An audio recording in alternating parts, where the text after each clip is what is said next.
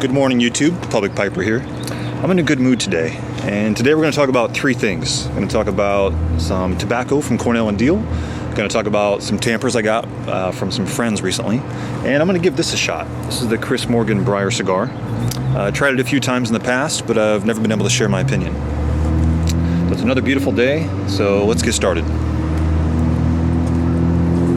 Can't forget the hats.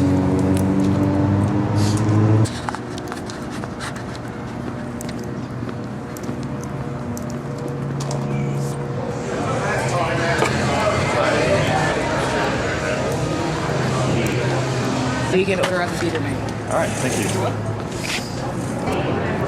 So today I'm smoking some Cornell and Deal Interlude, which has quickly become one of my favorite blends. I'm smoking it in a new acquisition I got. This is the Ardor. I actually forget the model, but it's beautiful. I love that blue dot.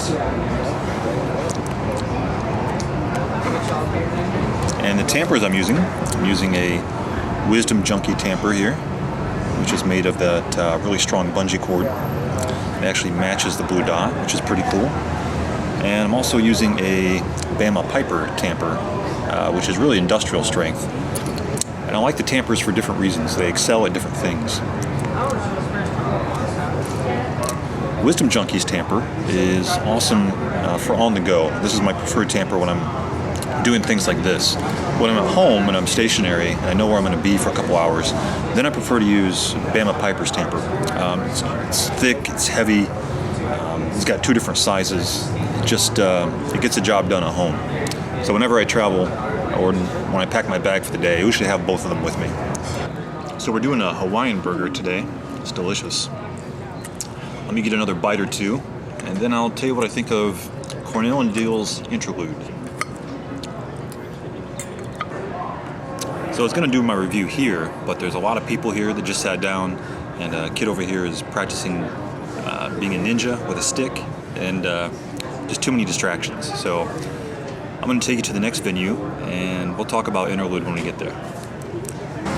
I'm going to tell you what I think about it here in a second, but I got to give a lot of credit to Bama Piper, and the reason why is because about 2 weeks ago, I'd sent him a tin of this, and over Voxer we did about a 1 hour kind of a tasting session over Voxer, just walking our way through it from the charring light to the first quarter bowl, through the mid bowl, all the way to the end. And when we went back and forth, he was thinking of some things, I was thinking of some things, the tasting profile, and together we just kind of spun this web, this narrative of what it reminded us of. So I'm going to give you some of the highlights of that conversation, because once those came out in that conversation, those metaphors and analogies stuck with me. And there's really three main ones. What Interlude really tastes like is the following, and again, it's three components. Imagine if you had a tin of, or a roll, I should say, of Pillsbury dough. The Pillsbury dough for, say, muffins. What it tastes like is if you crack that tin open, the ones you have to twist, and as soon as it opens, you get that yeasty, bready smell, just overwhelming, almost like a bed and breakfast type of fluffiness, just heavy yeast. That's the forenote. That's what I get right off the bat. The second component is, imagine you took those muffins, put them in an oven, baked them for about 15 minutes, get them to rise, get them a little bit crispy, maybe a little underdone though, because there's no toastiness whatsoever. It is kind of a raw bread taste. But if you took one of those muffins, hot, right out of the oven, and you sat it down in front of you, and if you reach for a downy sheet, a dryer sheet, and put that downy sheet over that muffin, and then held it up to your nose and smelled it, that combination of fabric softener with a little bit of yeast and the bread coming through it, that's about 90% of it.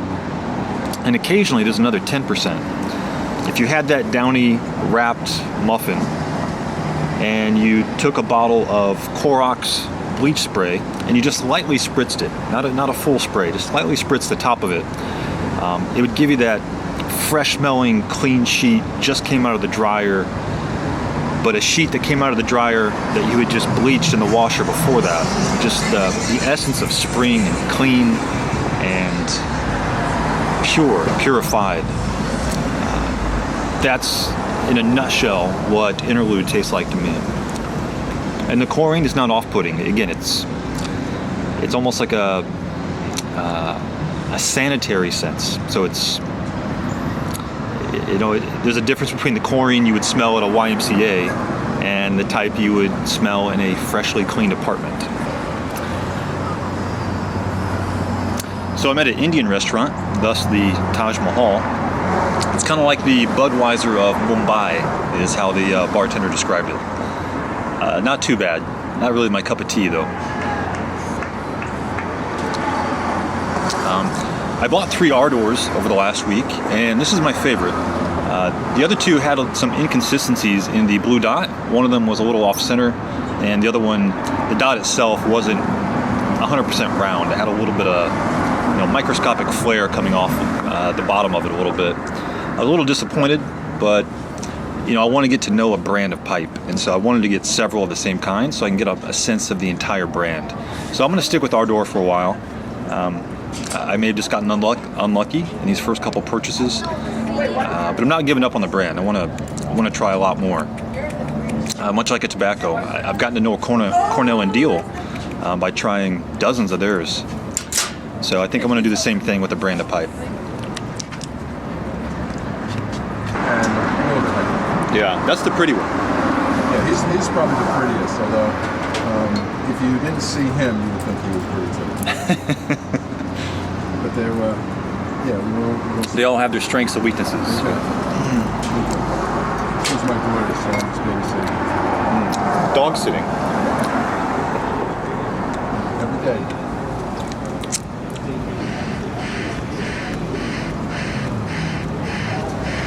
My friend who's a career pipe smoker since he's probably 16. A career pipe smoker? Just gave it up. Just gave it up at 16. That's a long tenure. He started. I'll watch him for you. Thanks. You take off with the table. All right, I'll show you my new friends here.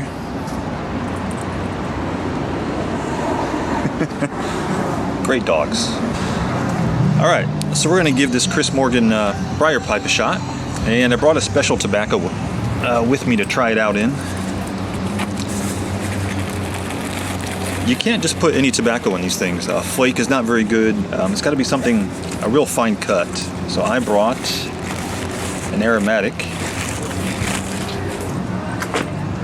some Smoker's Choice from Boswell.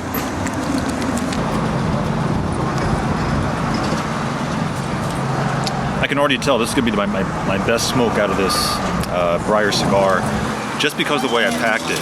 It took, there's dogs everywhere. It took 5 or 6 attempts to really get it down and figure out what tobacco you need and then how you need to pack it. The reason I put aromatic tobaccos in this is because I kind of view it like a sucker or a lollipop. You're not going to get a big draw out of it. It's kind of more of a sipping pipe. So when you combine sipping with something sweet, it's kind of like a treat.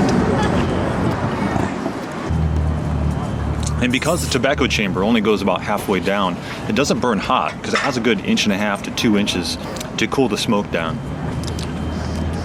It also smokes very dry because the chamber that comes all the way through allows the moisture to drop down.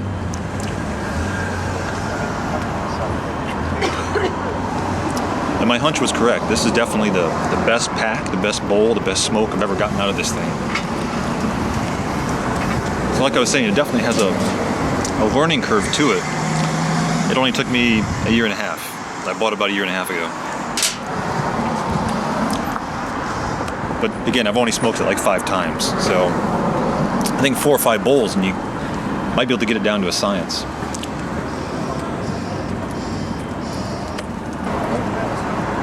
And even now, I'm finding myself retracting a statement I made that you can't get a big draw. Yeah. You can get a big draw.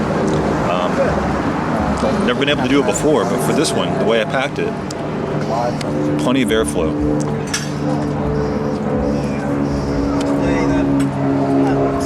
So now for the test. That's flat. Let's about 20 degrees. It's 45, all the way upside down. So, yeah, you definitely don't have to be as careful with it as you might think. So usually I dry my pipes out halfway through a bowl by doing this, but again, you don't need to because of that chamber down here. So it continues to be a dry smoke.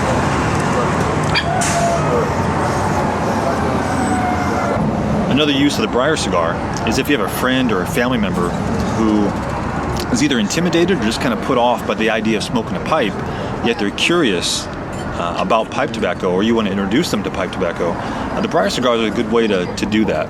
It doesn't require all the tamping and the lighting. If you pack it for them, it's really pretty maintenance-free. 10 to 15 minute smoke. So I guess another way of putting it, these might have some social value. All right, guys, thanks for sticking around to the end.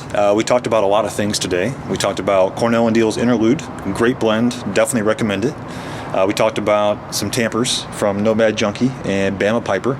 Definitely shoot them a private message if you want one, because they are going to start selling them pretty soon. And then we ended with Chris Morgan's Briar Cigar, which through the whole thing I was really impressed. I think I finally figured it out. To be honest, I was a little skeptical of how that was going to go just based on my past experience. But with a little bit of time, a little bit of patience, I think that Briar Cigar definitely has some utility in specific activities. 10, 15 minute smoke, I think it's going to be good if you learn how to pack it, pick the right tobacco. So it's a great day. It's a great day to pipe in public. It's a great day to pipe in general. And we'll do it again next time. So thanks for joining me. I really appreciate it. See you next time.